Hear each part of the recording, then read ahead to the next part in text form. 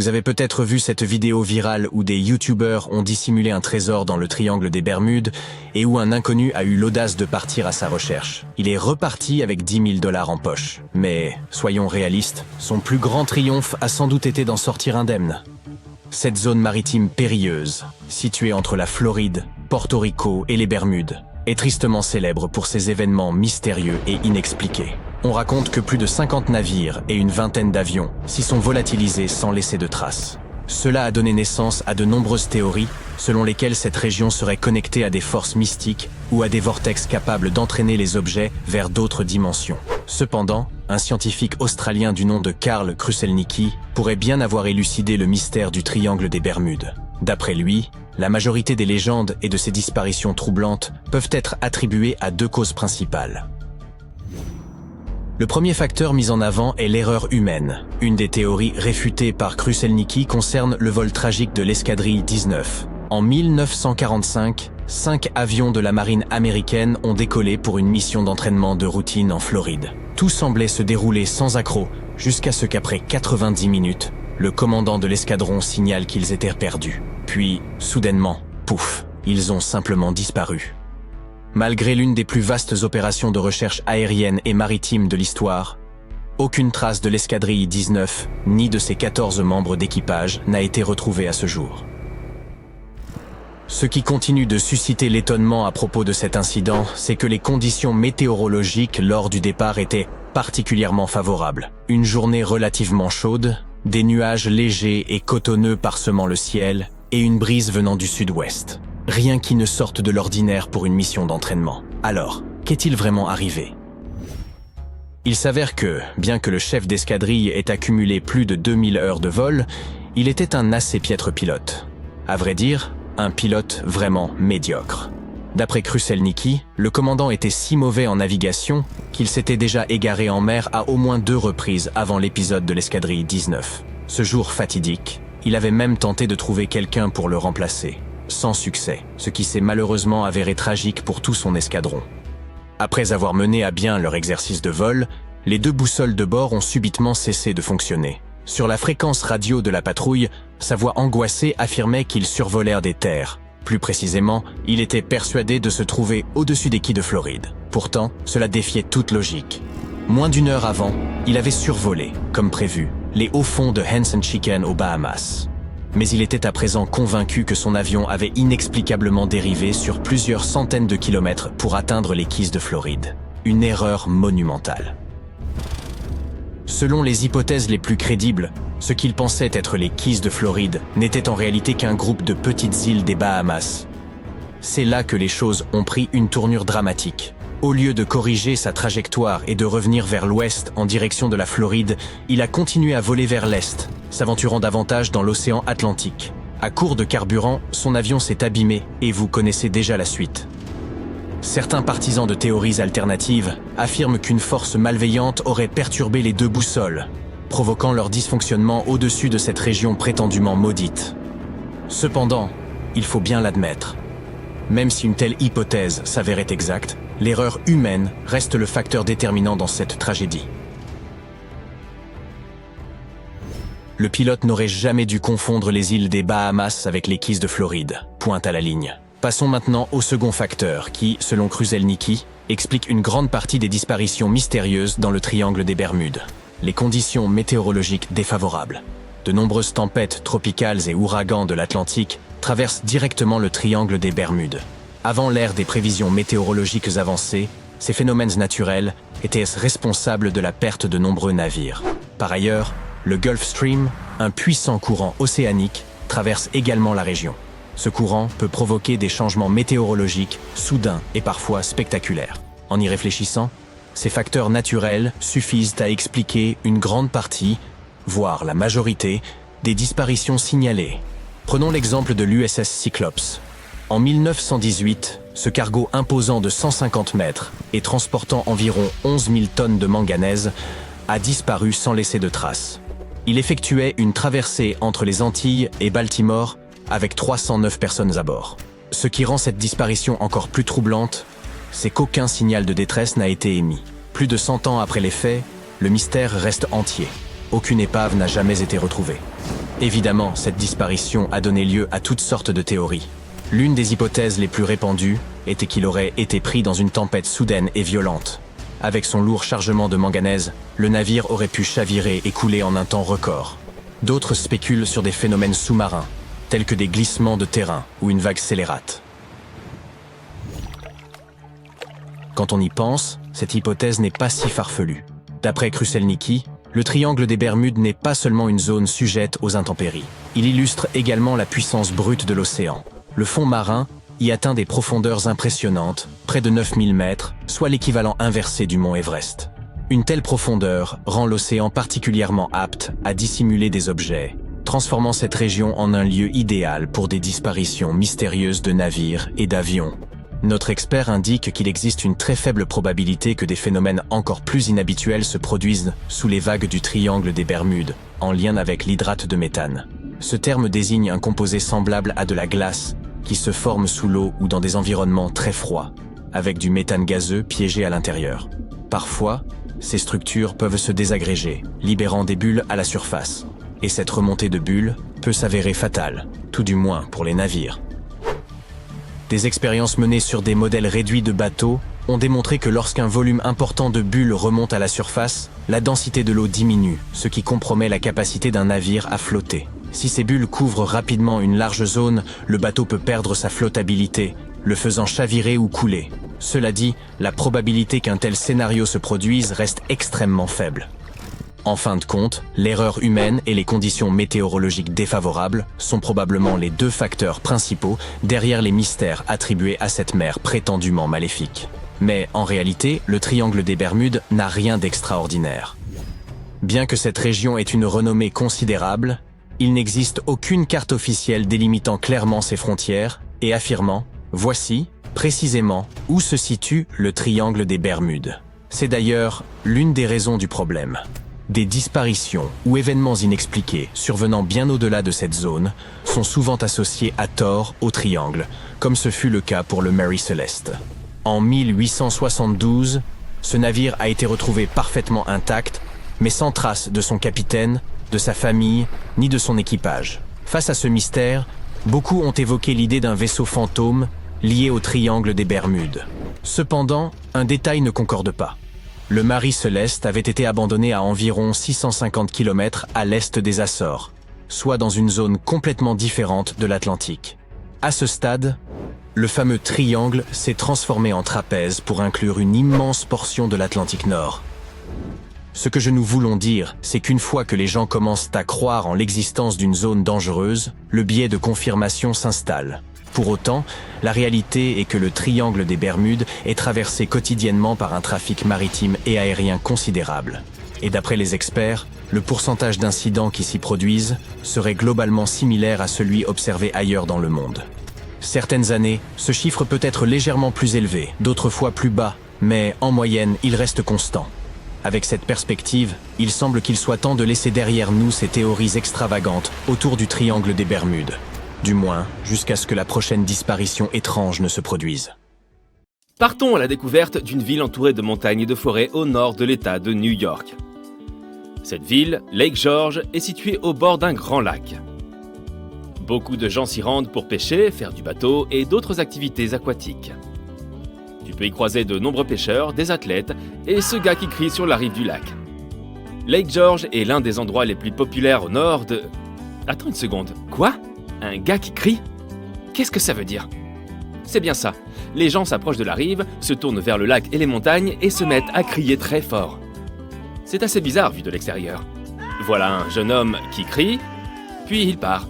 Une fille prend sa place. Elle crie, puis te propose de faire la même chose. Ok. Tu prends sa place, tu te tournes vers le lac et tu cries.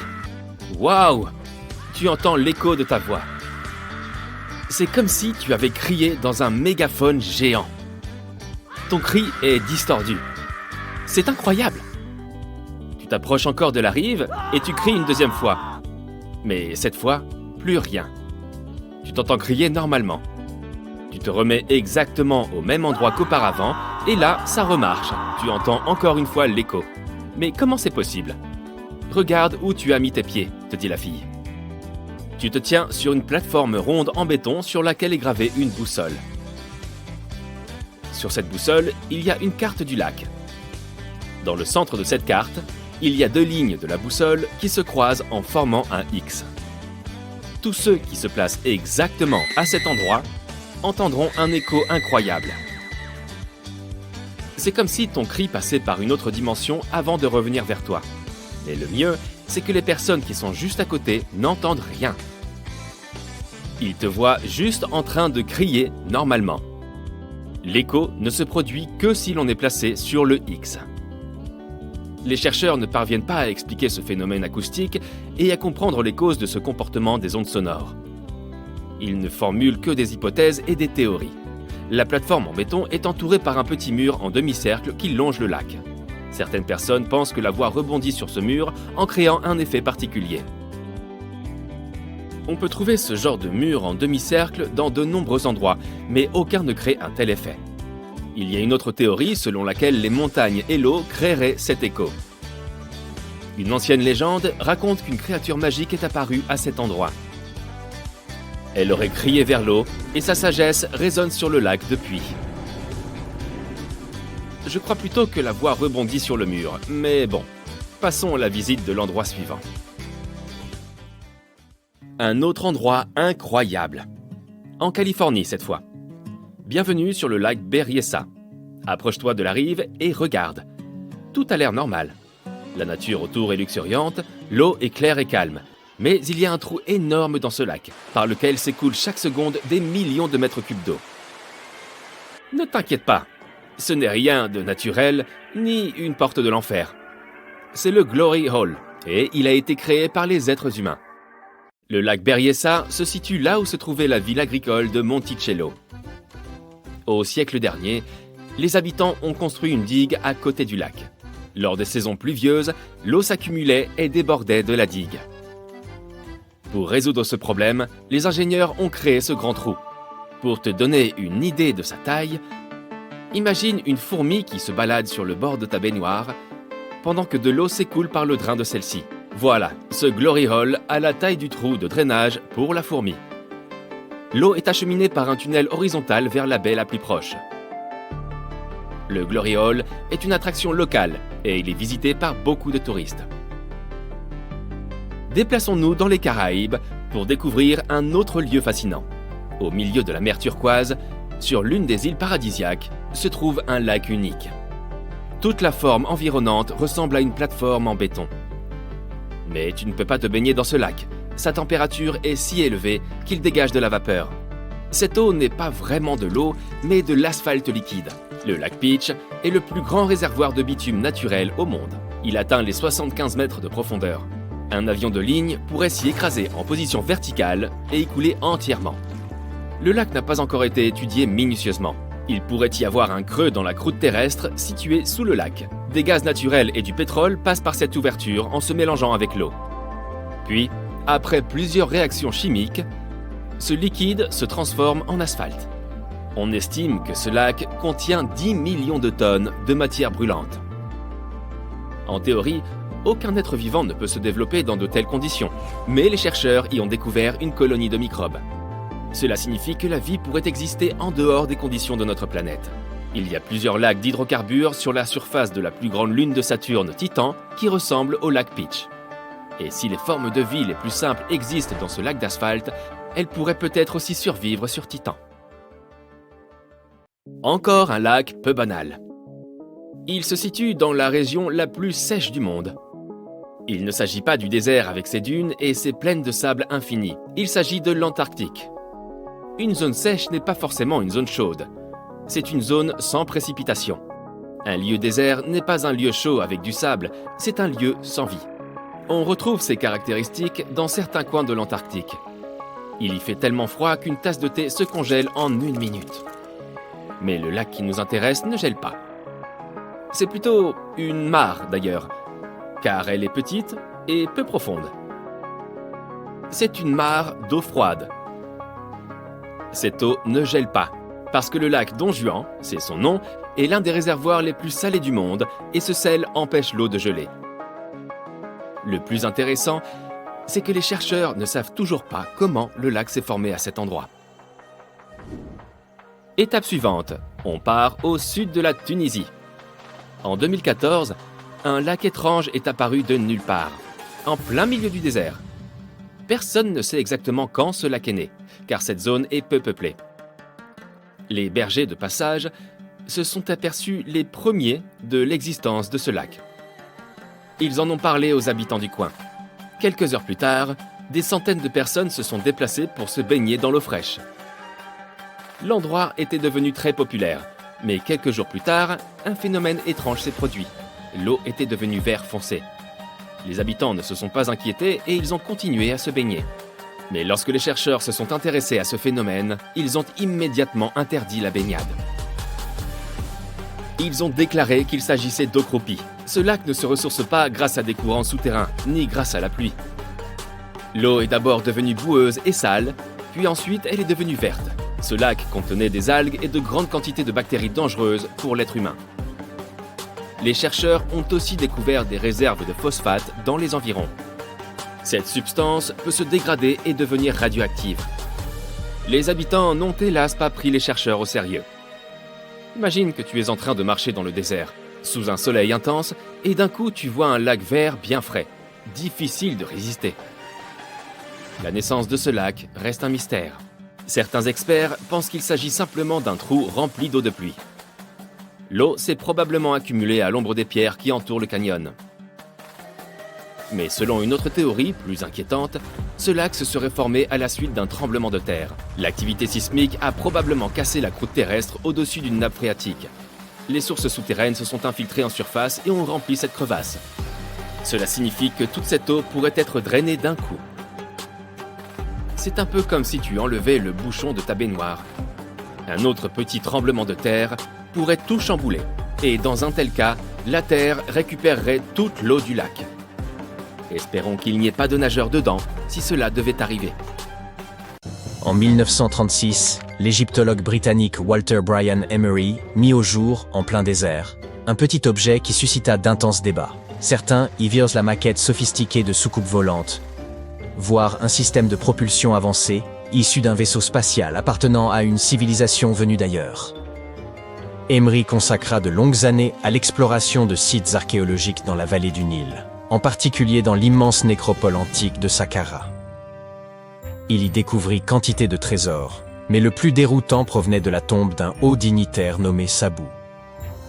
L'identité précise de ce personnage demeure incertaine, bien que certaines sources le présentent comme l'un des fils du pharaon Hadjib. Le fait qu'il ait été enterré à Saqqara suggère un rang élevé au sein de la cour royale. L'époque à laquelle il vécut étant très ancienne, aucun document ne subsiste pour éclaircir son rôle exact ou son destin. Dans son tombeau, les chercheurs découvrirent 7 chambres funéraires, chacune renfermant les biens funéraires classiques. Des os d'animaux, des outils en silex, de la céramique, des objets en ivoire et des bols en pierre. Mais s'y trouvait également un étrange artefact brisé qui devint connu sous le nom de disque de Sabou. Il prend la forme d'un bol peu profond, à fond arrondi, doté de 3 lobes courbes finement sculptés, espacés d'environ 120 degrés autour de sa circonférence. 3 trous les séparent et un tube fin se trouve en son centre. Le disque est fait de siltite, ou schiste, une roche poreuse, friable et très difficile à travailler. Elle se désagrège aisément sous pression, ce qui rend d'autant plus énigmatique la manière dont les artisans de 3000 avant notre ère ont pu la façonner à l'aide d'outils rudimentaires en pierre et en cuivre. L'autre grande énigme consiste en la présence de cet objet dans la tombe de Sabou. Peut-être sa fonction réelle permettrait-elle de mieux en comprendre la signification. Lors de sa découverte, les archéologues y virent un simple vase, un brûleur d'encens ou un objet décoratif à vocation rituelle. Mais certains, en l'examinant sous un angle plus technique, envisagèrent qu'il puisse s'agir d'un élément intégré à un dispositif plus complexe. Un historien amateur a reproduit fidèlement l'objet à l'aide d'une imprimante 3D, et cette réplique a révélé que le disque de Sabou pourrait bien être un ancien impulseur, c'est-à-dire un composant essentiel d'une pompe centrifuge. placée dans un boîtier et mise en rotation rapide autour de son petit axe central, il s'est montré capable de déplacer de l'eau. Sans boîtier, il générait un puissant vortex. Il apparut alors que la forme incurvée des lobes et la légère concavité du disque n'étaient pas fortuites. L'ensemble semble avoir été pensé pour déplacer efficacement l'eau, à l'image d'un mécanisme de pompage sophistiqué. Or, toute la civilisation égyptienne reposait sur la maîtrise de l'irrigation. Les dynasties ultérieures mirent au point un système d'irrigation par bassin permettant de contrôler les crues du Nil et d'en tirer un rendement agricole optimal. Il se pourrait donc que, dès la première dynastie, des ingénieurs aient exploré des techniques d'irrigation avancées, bien avant ce que les spécialistes n'avaient imaginé. Toutefois, certains restent sceptiques. Selon eux, le schiste serait trop fragile pour supporter les contraintes d'un tel usage. Ils émettent l'hypothèse que les artisans de la première dynastie auraient tenté de reproduire un objet plus ancien, en se contentant des matériaux et outils dont ils disposaient. Le disque pourrait alors être une réplique en pierre d'un artefact métallique, hérité d'une civilisation bien antérieure, et peut-être technologiquement plus avancée que l'Égypte antique elle-même. Un auteur suisse va même plus loin et suggère que le disque serait la copie d'un composant d'hyperpropulsion appartenant à un vaisseau extraterrestre, ou bien une maquette en pierre d'une soucoupe volante. Un chercheur français, quant à lui, avance que le disque de Sabou faisait partie d'un gigantesque dispositif industriel, destiné à produire du carbonate de sodium à l'intérieur des pyramides. D'autres encore estiment qu'il aurait pu s'agir d'un outil primitif de tressage de cordes, les lobes servant à torsader des brins de soie ou des fibres en ficelle lors de la rotation. Une autre théorie enfin évoque une lampe de très grande dimension.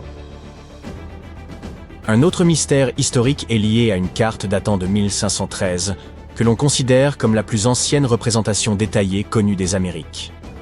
Elle est l'œuvre d'un capitaine turc, Piri Reis, qui, sans jamais avoir traversé l'océan Atlantique, l'a composée à partir d'une vingtaine de cartes régionales. Parmi celles-ci, figurait une carte arabe de l'Inde, 4 cartes portugaises figurant l'Inde et la Chine, ainsi qu'une carte des Amériques attribuée à Christophe Colomb, fondée sur ses propres observations. Cette dernière carte ayant disparu depuis longtemps, le travail de Reis offre un précieux aperçu de ce que Colomb aurait pu noter lors de son 3e voyage vers le Nouveau Monde. Charles Hapgood, un historien, a avancé l'idée que la carte de Reis représentait l'Antarctique tel qu'il était à la préhistoire, en s'appuyant sur une ressemblance frappante avec le littoral réel du continent, avant qu'il ne soit recouvert de glace. Toutefois, cette hypothèse a été formellement invalidée par la suite. Une autre découverte qui a suscité l'étonnement dans le monde scientifique est celle des billes de Klerksdorp. Ces objets, trouvés dans des dépôts de pyrophilite en Afrique du Sud, ressemblent à de petites balles de criquet anciennes, ornées de stries en leur centre. Dans les années 80, une théorie a émergé selon laquelle une civilisation antédiluvienne, totalement inconnue mais d'un niveau technologique avancé, aurait été à l'origine de ces sphères. Un journaliste avait rapporté qu'elles semblaient tourner sur elles-mêmes dans une vitrine. Une émission de télévision avait même convié un médium, qui affirmait que ces objets étaient les vestiges d'un antique vaisseau spatial. Pourtant, d'après les géologues, il s'agit simplement de formations sphériques naturelles, composées de minéraux distincts de ceux de la roche environnante. Les lignes semblables à des soudures ne sont que des empreintes laissées par les couches successives de la roche haute au fil du temps. Les billes de Klerksdorp présentent une variété de formes, allant de sphères légèrement aplaties à des disques bien définis. Quant à l'épisode de la sphère tournant seule, le conservateur du musée de Klerksdorp a apporté une explication rationnelle.